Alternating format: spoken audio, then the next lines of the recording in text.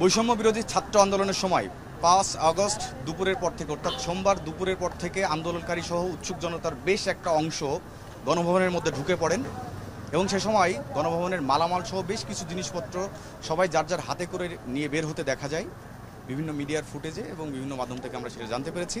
তবে রাত থেকে গণভবনের নিরাপত্তা নিয়ে নেয় সেনাবাহিনী, যেটা আমরা আমার পেছনেই গণভবন, এখন পর্যন্ত গণভবন নিরাপদেই আছে বলা যায় এবং গণভবনের চারপাশ বেশ অন্ধকার, সেনাবাহিনী আছেন পাহারায় এবং তারা নিরাপত্তা দিয়ে যাচ্ছেন বলে আমরা দেখতে পেয়েছি, জানতে পেরেছি।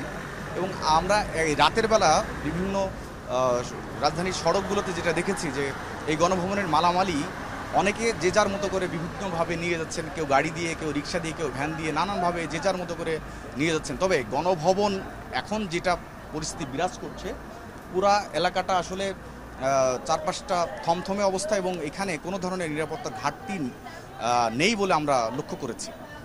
বনিয়ামিন, যমুনা নিউজ, ঢাকা।